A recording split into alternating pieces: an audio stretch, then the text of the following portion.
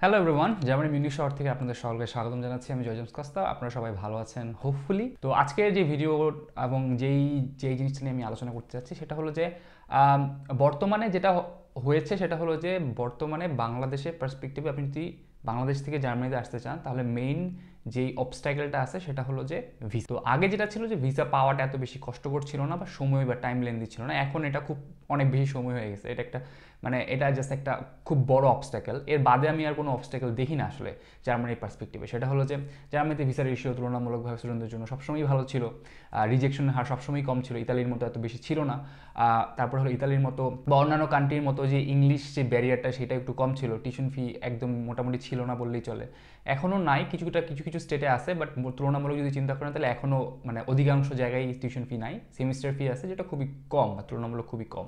তো সেই জন্য দেখা যাচ্ছিল যে Germany was a really great destination for higher education, right? But এখন যেটা হয়েছে যে এখন জাস্ট বিকজ অফ ভিসার যেই সমস্যাটা, যেটা হলো যে এখন আপনি যদি ভিসা পাইতে চান তাহলে আপনাকে একটা অনেক বড় সময় অপেক্ষা করতে হবে, প্রায় 2-2.5 বছরের মধ্যে একটা সময় অপেক্ষা করতে হবে, which doesn't make sense to me actually. যাই হোক, তো এটা আসলে কেন হইলো এবং আমার ওপিনিয়ন এটা বাংলাদেশ কেন ট্যাকেল করতে পারতেছে না এবং এটার ভবিষ্যৎ কি সেটা নিয়ে আজকে আলোচনা করব।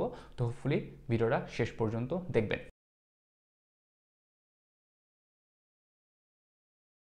তো আমি কয়েকটা পয়েন্ট তুলে ধরি। প্রথমত সেটা হলো যে বাংলাদেশের শ্রমবাজারটা আসলে কেমন, তারপর আমি আস্তে আস্তে পয়েন্টগুলো নিয়ে ডিসকাস করব।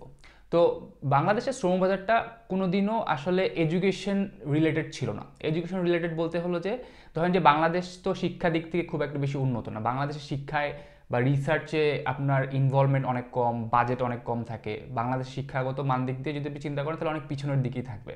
তো বাংলাদেশ শিক্ষা ডেডিকেটেড কোনো শ্রমবাজারে কোনোদিনও চিন্তা করে না। বাংলাদেশের শ্রমবাজার অলওয়েজ চিন্তা করছে সেটা হলো যে কামলা কেন্দ্রিক ইন আ সেন্স, আমি কাউকে ছোট করতেছি না, বাট শ্রমবাজারটা সবসময় ছিল যে মানে কম স্যালারি লেবারের দিকে বেশি ঝুঁকছে মানুষজন। যেমন ধরেন যে মিডল ইস্টের কথা চিন্তা করেন, মালয়েশিয়া যদি চিন্তা করেন, তাদের সেই জায়গায় বা সেই দেশে যেসব মানুষ যায় তাদের দিকেই ফোকাসটা বেশি ছিল।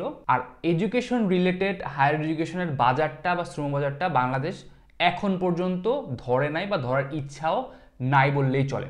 তো এখানে চলে আসি যে বিষয়টা নিয়ে কথা বলবো সেটা হলো কূটনৈতিক ব্যর্থতা। বাংলাদেশের কূটনৈতিক ব্যর্থতা আসলে আমি এটা বলবো না, বাংলাদেশের কূটনৈতিক কোনো মাথা ব্যথাই নাই এডুকেশন রিলেটেড, ঠিক আছে? কারণ হলো বাংলাদেশের শ্রমবাজারটা যেহেতু এখন পর্যন্ত ওই মিডল ইস্ট অথবা ধরেন যে মালয়েশিয়া অথবা এই যে ধরেন যে কম টাকার যে লেবারগুলা, এই লেবার ওয়ার্কের মধ্যেই যেহেতু সীমাবদ্ধ আছে, সেহেতু বাংলাদেশের কূটনীতি এর বাইরে আসলে চিন্তাও করতে পারে না বা চায় না।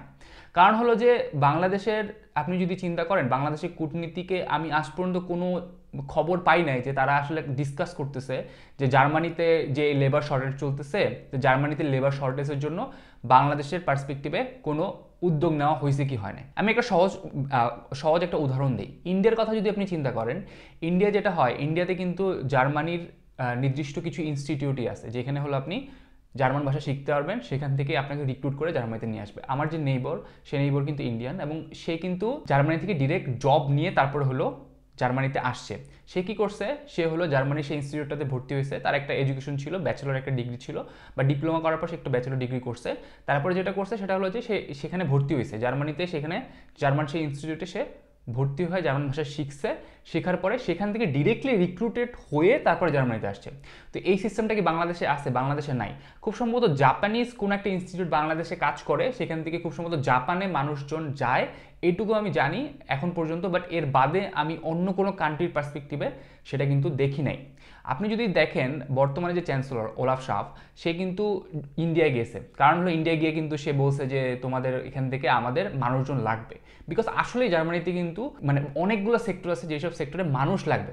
যেমন হাই এন্ডে মানুষ খুব কম লাগবে, যেমন ধরেন আইটি লেভেল জবে ঠিক আছে মানুষ লাগবে, বাট হলো ধরেন যে সফটওয়্যার ডেভেলপমেন্টাল লেভেলে বা কিছু কিছু হাই লেভেল পজিশনে কিন্তু মানুষ খুব একটা বেশি লাগবে না। কিন্তু ধরেন যে ট্রেনের চালক নাই, এমনও সময় গেছে যে ট্রেন আসতে দেরি হয়েছে বা ট্রেন আজকে ভালো মতো চলছে না, জাস্ট বিকজ অফ দশটা চালক ধরেন যে অসুস্থ জার্মানিতে। এমনও মানুষের সংকট আছে। যেমন ধরেন বাস চলতে পারতেছে না, বিকজ বাস ড্রাইভার নাই। তো এই সব সেক্টরে কিন্তু মানুষ প্রচুর লাগবে। তারপরে ধরেন যে ট্রেনের কাজ করার জন্য, অথবা ধরেন যে বিভিন্ন জায়গায় বিভিন্ন ছোট বড় অনেক সেক্টরেই অনেক মানুষ লাগবে, যেখানে কিন্তু জার্মানিতে অনেক স্কোপ আছে। হাই লেভেলে হয়তো বা এত স্কোপ নাই, এবং হাই লেভেলটা সাধারণত জার্মানরা অন্যদেরকে দিতেও চায় না। বাট মানে অ্যাট দ্য এন্ড যেটা হয় যে মানে মেদ্দা কথা হলো যে অনেক স্কোপ হয়তো আছে এইসব পজিশনগুলো ফিল করার জন্য। বাট বাংলাদেশের পার্সপেক্টিভ থেকে কূটনৈতিকভাবে কোনো কি কিছু দেখছেন? এখন পর্যন্ত কি কোনো কিছু সামনে আসে নাই। ইভেন দুই দেশের পররাষ্ট্র মন্ত্রণালয় কোনোদিনও কিন্তু এই বিষয়গুলো নিয়ে অ্যাটলিস্ট জার্মানির পার্সপেক্টিভে কথা বলে না, অন্যান্য পার্সপেক্টিভে কথা বলে না। কিছু ক্ষেত্রে কিছু কাজ করছে, যেমন রোমানিয়াতে একটা কাজ শুরু করছিল, রোমানিয়ান ভিসা শুরু করছিল, বাংলাদেশ থেকে ডিরেক্ট আপনার লেবার নিয়ে তারা রোমানিয়াতে কাজ করাবে। বাট আপনার দিন শেষে কী হয়েছে জানেন? দিন শেষে হলো রোমানিয়ায় মানুষজন আসছে ঠিকই, কিন্তু রোমানিয়া থেকে ওই মানুষজন আবার ভেগে অন্য জায়গায় চলে গেছে। ধরেন যে অন্য কোনো কান্ট্রিতে চলে গেছে, কান্ট্রিতে গিয়ে আপনার ধরেন যখন অ্যাসাইলাম সিক, তো এরকমের জন্য যেটা হয়েছে যে আফটার সার্টেন টাইম রোমানিয়া তাদের ভিসা কাউন্সিল বন্ধ করে দিচ্ছে বাংলাদেশে। তো মানে ঘটনাগুলো প্রবাহের দিক দিয়ে যদি আপনি চিন্তা করেন, কূটনৈতিক ব্যর্থতা আমি বলবো না, কূটনৈতিক ওই বাস্তবতা হয়তো বাংলাদেশের পার্সপেক্টিভে নাই। দুই নম্বর হলো মানুষের মধ্যেও কিন্তু সেই শিক্ষাগত নৈতিকতা ব্যাপারটাও কিন্তু নাই, রাইট? তো এখন বাংলাদেশে যারা মনে করেন রোমানিয়াতে গেছে, বা যারা ধরেন মাল্টা গেছে, বা যারা ধরেন অন্য কোনো জায়গায় গেছে যেখানে আপনার কাজের জন্য গেছে, সেখানে গিয়ে হয়তো তারা বলতে পারে যে আমি এখানে এসে দেখছি যে এখানে কাজের সেরকম সুযোগ নাই, টাকা পয়সা নাই, সেই জন্য আমি ভাইগা চলে গেছি অন্য কোনো বড় কান্ট্রিতে, যে জায়গায় আমার মনে হয়েছে যে অ্যাসাইলাম সিক করলে আমার আরও বেশি বেনিফিট হবে, সেখানে চলে গেছে। আপনি তাদেরকেও খোঁড়া যুক্তি হয়তো দিতে পারেন না, বাট দিন শেষে যেটা হয় সেটা হলো যে একটা বাংলাদেশ নামের একটা বদনাম হয়। যেমন ধরেন আপনি চিন্তা করেন রোমানিয়ান ভিসা যে কাউন্সিলটা, সেটা যে বাংলাদেশে ছিল, সেটা যে গুটাই নিয়ে চলে গেছে, এটা কিন্তু বড় একটা কি বলবো ব্যাড সিল বাংলাদেশের পার্সপেক্টিভে। তো প্রথম যদি আমি বলি যে বাংলাদেশের এই ভিসার যে ব্যাপারটা জার্মানির পার্সপেক্টিভে, সেটা হলো যে প্রথম কারণ হলো যে বাংলাদেশের কূটনৈতিক একটা ব্যর্থতা বলবো না, কূটনৈতিক সেই মাইন্ডসেট আপই নাই। দুই নম্বর হলো বাংলাদেশের মানুষের অভিবাসন যেই নীতি বা অভিবাসন যেই সেট আপ বা চিন্তাভাবনা, সেটা অলওয়েজই এডুকেশন কেন্দ্রিক শ্রমবাজারের দিকে ছিল না।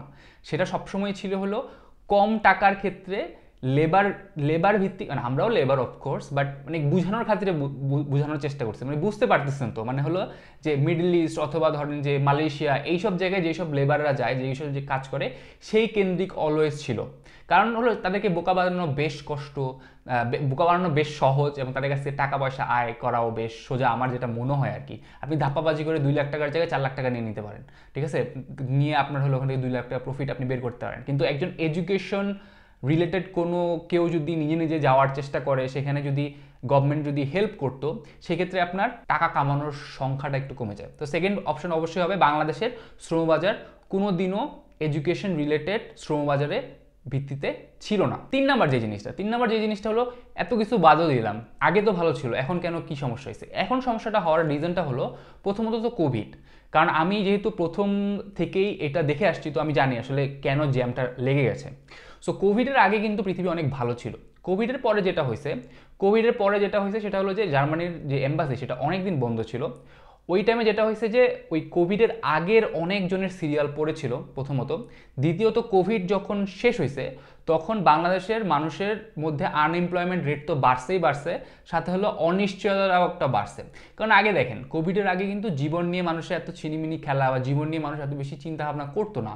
কিন্তু কোভিডের পরে কিন্তু আফটার কোভিড একটা কিন্তু ইফেক্ট পড়ছে, যে তার জীবনের ভ্যালুটা কত, তার জীবনের নিশ্চয়তাটা কত।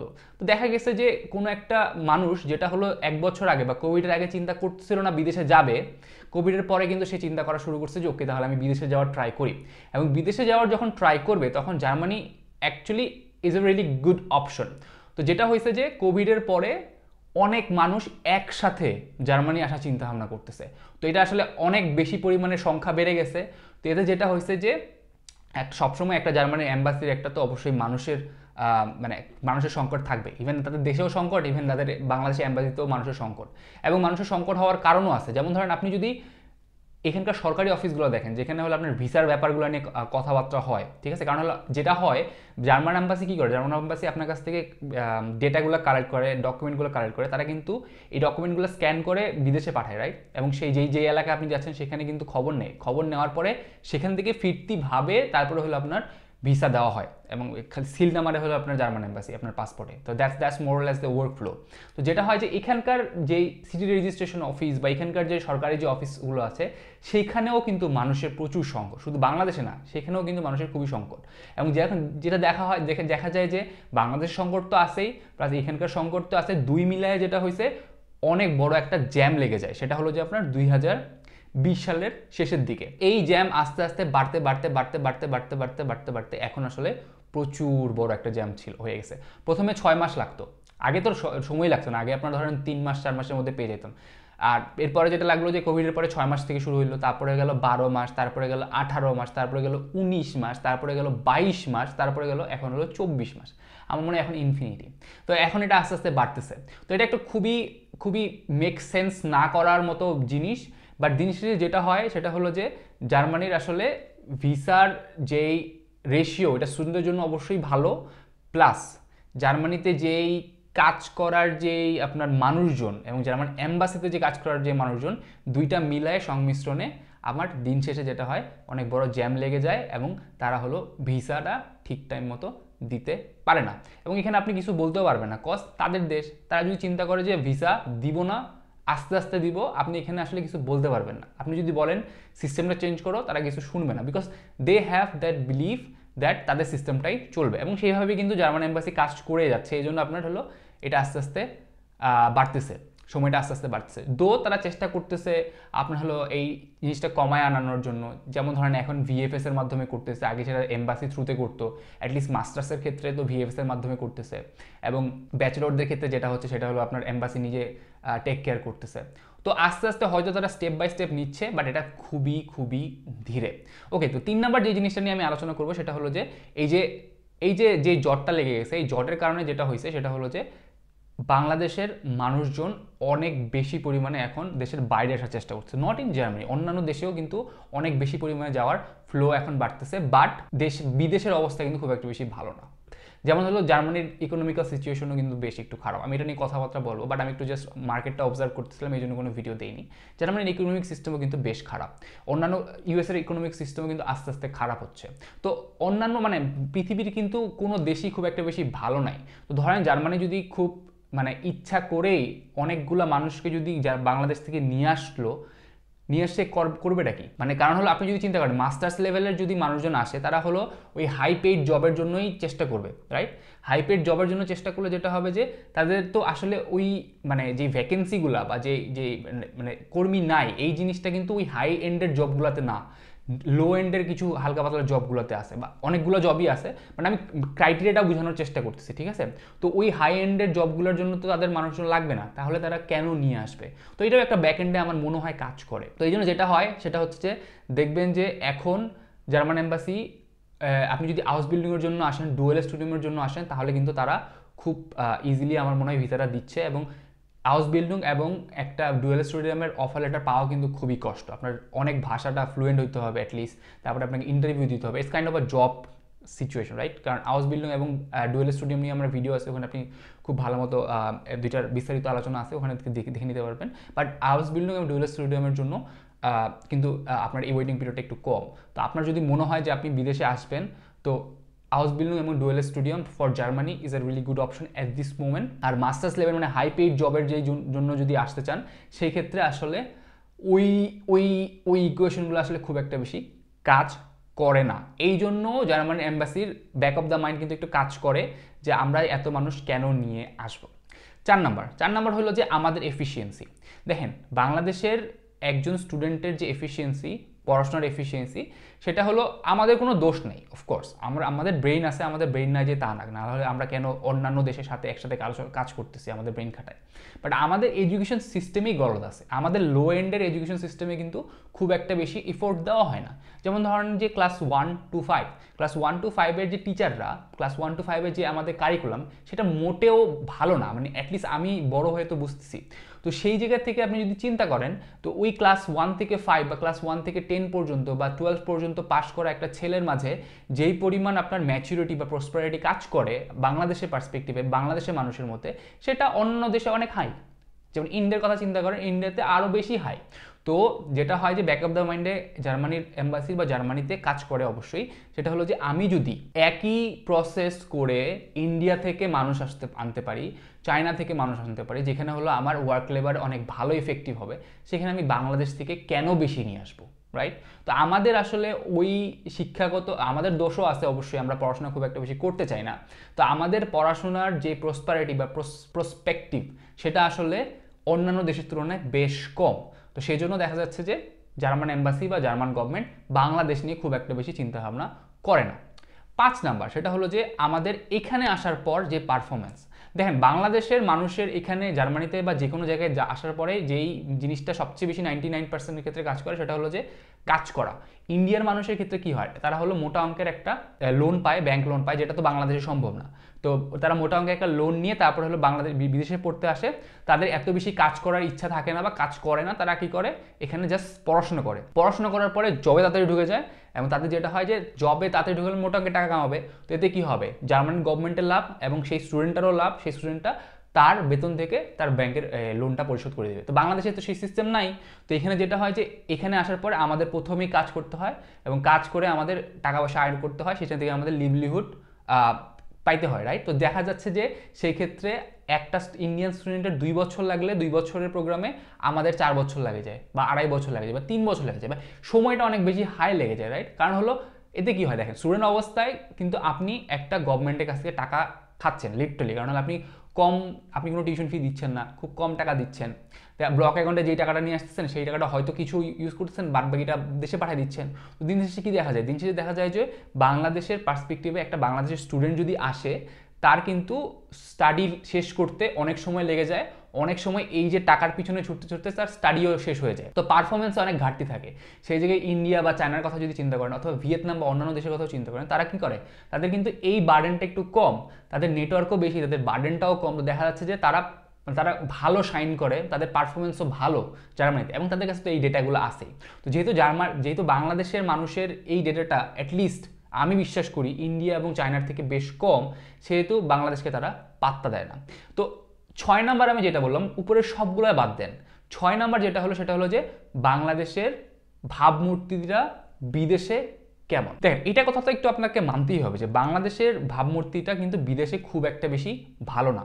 তারা মনে করে, যেমন ইতালিতে আপনি যদি চিন্তা করেন, ইতালিতে আমি নেপোলিতে গেছিলাম, নেপোলিতে গিয়ে দেখবেন যে খালি বাংলাদেশি আর বাংলাদেশি, এবং অনেক বাংলাদেশি। তারা কি করছে, ওই যে গেম দিয়ে আসা, মানে হলো যে সমুদ্র পথে ভেসে ভেসে যেভাবে আসে আর কি, আপনি যদি ইন্ডিয়ার ডুঙ্কি মুভিটা বা ডাঙ্কি মুভিটা দেখে থাকেন, তো ওরকমভাবে আসে আর কি।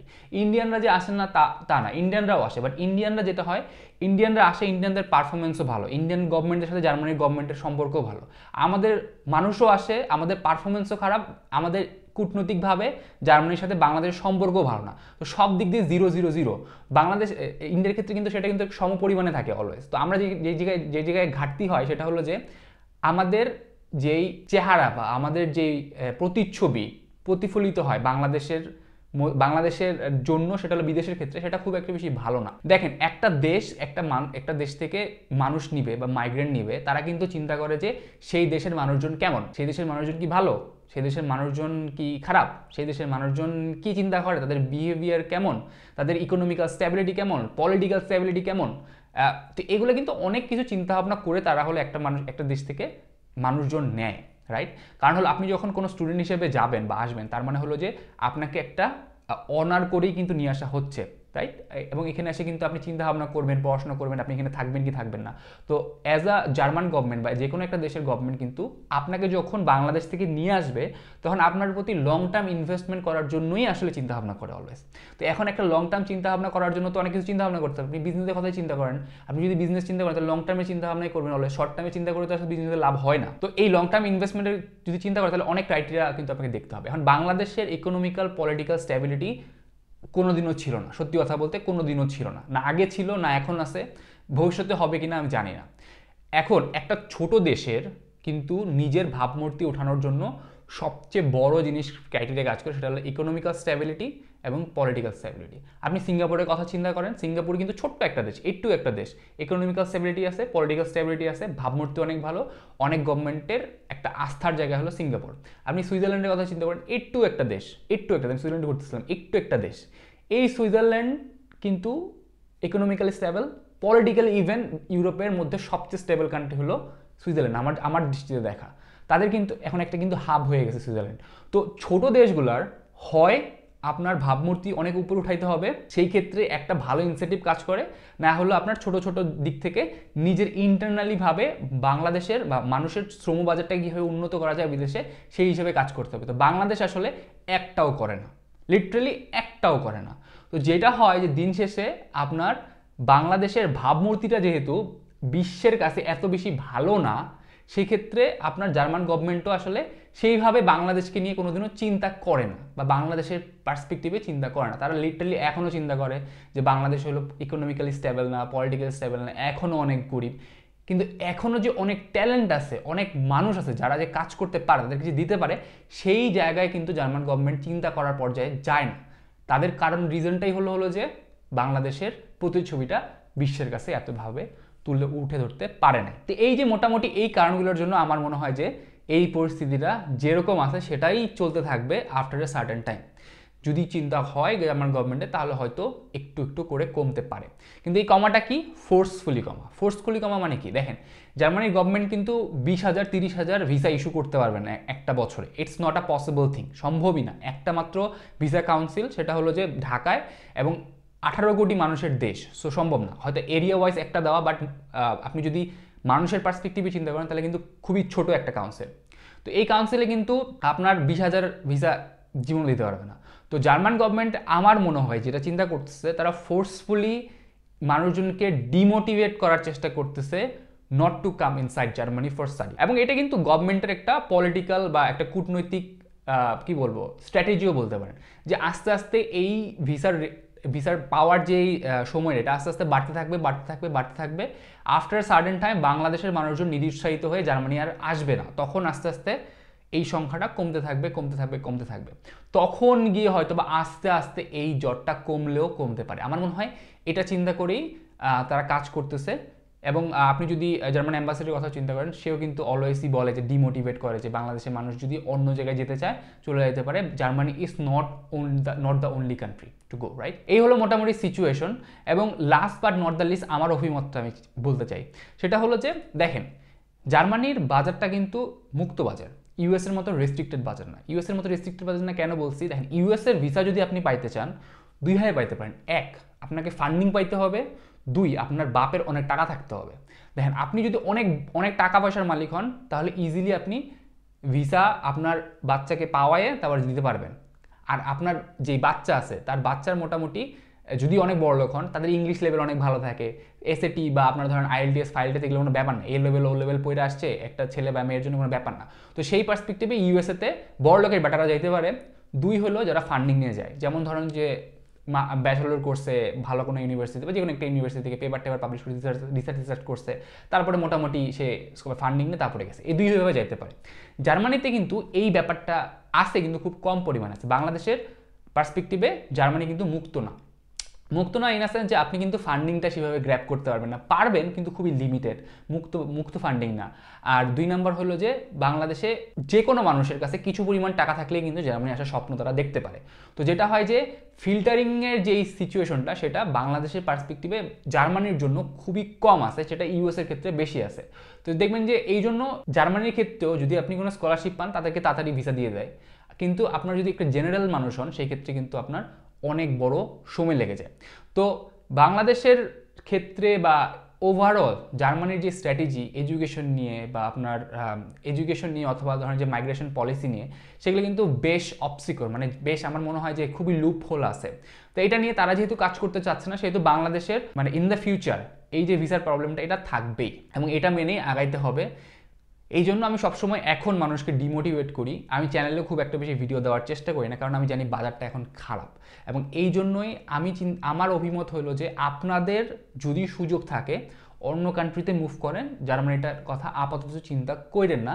বিকজ 2-2.5 বছর একটা ভিসার জন্য ওয়েট করা, দিন শেষে যদি ভিসা না হয় is a very very big loss. তো ডিমোটিভেট করার চেষ্টা করতেছি, আমাকে ক্ষমা করে দেবেন, but this is the situation. এবং আপনাদের কাছে খারাপ লাগলে আমার কিছু মানে কিছু করার নেই আসলে, এটাই সত্য। আমি সত্য সত্য বলি দেখে আমার চ্যানেলে ভিউ কম হয়। তো যাই হোক, এইটাই হলো মোটামুটি আমার ওপিনিয়ন, যে এটা একটা সার্টেন লাইন পর্যন্ত হয়তো কমতে থাকবে আফটার ডিমোটিভেটিং বাংলাদেশি পিপল, এবং আস্তে আস্তে যখন তারা আসা বন্ধ করে দেবে তখন হয়তো এমনি মানুষজন কম যাবে, তখন হয়তো এটা আস্তে আস্তে সহজ হয়ে যাবে বা আস্তে আস্তে সময় কম লাগবে। কিন্তু এখনকার পার্সপেক্টিভে আমি অ্যাটলিস্ট আগামী 2 বছর এটার কোনো কমতির দিকে দেখি না, বরং এটা বাড়তেই থাকবে। তো হোপফুলি আপনারা বেশ কিছু ইনফরমেশন পাইছেন। যদি ইনফরমেশন পেয়ে থাকেন তাহলে তো ধন্যবাদ সকলকে, আমাকে ধন্যবাদ দিবেন। আর চ্যানেলটা যদি ভালো থাকে তাহলে অবশ্যই সাবস্ক্রাইব করে পাশে থাকবেন। এবং আমার একটা ফেসবুক পেজ আছে যেখানে আমি মোটামুটি এখন কিছুই দিই না, আলসা হয়ে গেছি। যাই হোক, ওখানেও চাইলে আপনি লাইক কমেন্ট শেয়ার করে পাশে থাকতে পারবেন, বাট ইউটিউবে অবশ্যই সাবস্ক্রাইব করবেন। এই তো, ভালো থাকবেন, সুস্থ থাকবেন, আবার যে কোনো একটা ভিডিও তাও দেখা হবে। চাও।